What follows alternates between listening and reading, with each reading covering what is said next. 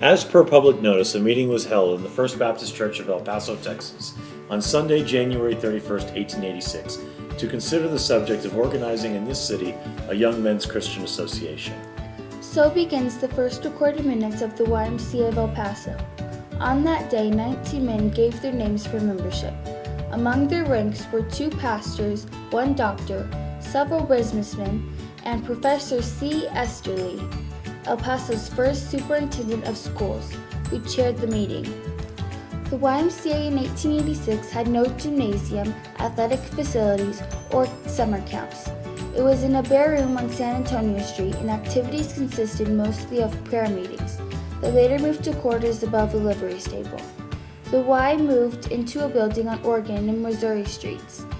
Many leading citizens enjoyed the varied programs in the old building, and many youth members of the YMCA back then are El Paso's community leaders today.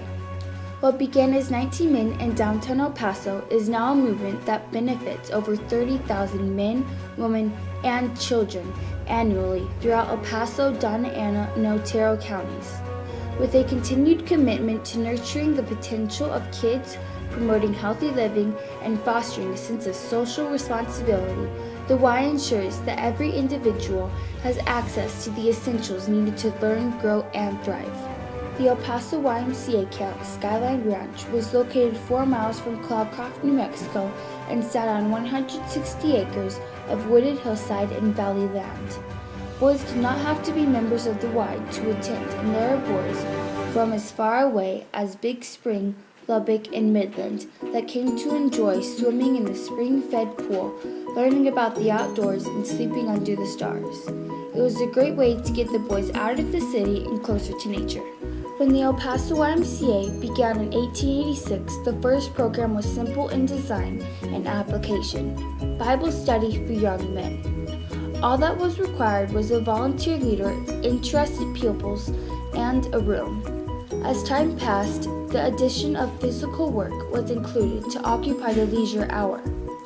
By 1904, the YMCA of El Paso on Oregon Street was serving boys and men with all of the activities that we might see in a modern facility: gymnasium, pool, reading rooms, and even dormitories.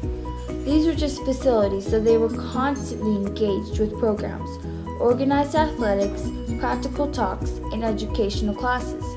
The General Secretary was even available to provide counsel to young men in reference to private, business, or personal matters. What started out as an activity club for young boys at the Oregon Street YMCA in downtown El Paso turned out to be the breeding ground for champions, heroes, and community leaders from the greatest generation.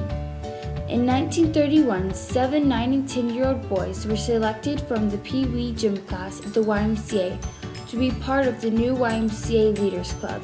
The boys were chosen because YMCA officials saw that those boys displayed particularly strong leadership skills among their peers. They volunteered their time at the YMCA mentoring younger kids in YMCA programs. With the arrival of World War II, of the 20 boys from the YMCA Leaders Club, all but 2 went into service, and those 2 had jobs as electrical engineers in war plants.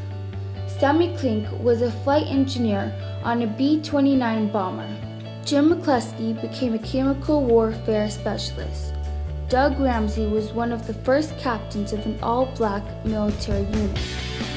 Don Lance eventually retired as an Air Force colonel. Jack Pearson was a P-51 pilot. Park Brook was also a Navy pilot. Only one was lost in World War II, Austin Fryer. Even the YMCA staff was involved in the war effort. After the war, the gang got back together. Many of them now married, they continued to meet at the YMCA. Successful in athletics, in college, in the military, they turned to becoming leaders in the community. Starting companies, taking over family businesses, becoming professors, even remaining in the military, the Leaders Club of the 1930s became the community leaders for the second half of the 20th century. They also gave back to the YMCA, the organization that brought them together.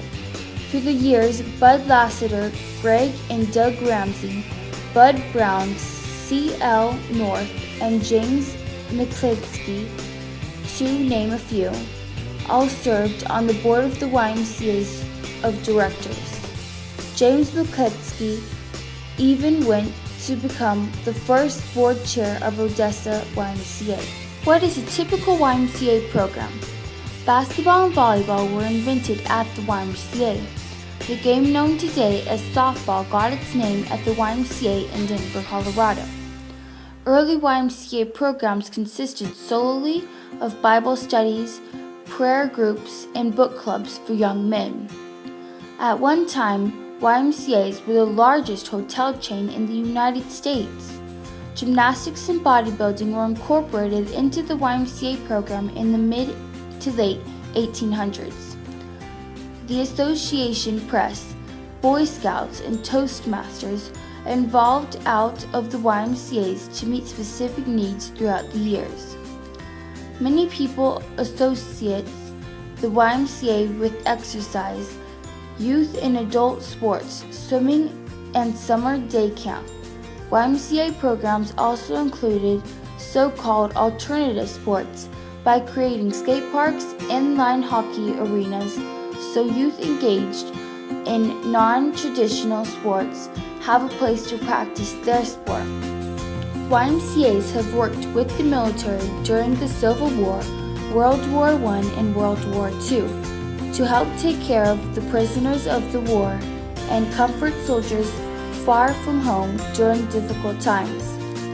In 1941, the YMCA joined with the Salvation Army, the YWCA, the National Catholic Community Service, the National Travelers Aid Association, the National Jewish Welfare Board, and the United States Services Association, USO, was born to provide moral and recreational services to members of the U.S. military. Other YMCA programs included inventors clubs, music groups, and teen clubs teaching a variety of skills from cooking, dog grooming, dancing, and more.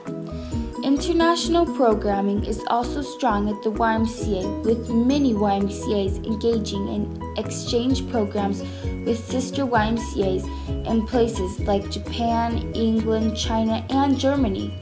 YMCA of El Paso summer day camps still have an international component, which campers learn about their other countries and create exhibits about their adopted country. In the 1960s, YMCAs began developing adult and youth fitness programs in order to combat the sedentary lifestyles developed in this country throughout modern conveniences. Jazzercise was developed at the YMCA in 1969, leading to a boom in aerobics in the United States and Canada. The strength of the YMCA throughout its history is that it is able to look at the local needs during the current times and immediately respond to those needs, while being flexible enough to change with times. Programs that are in place at the YMCA today are different from the programs offered 20 years ago, as the programs that will be in the YMCA 20 years from now may not even be here now.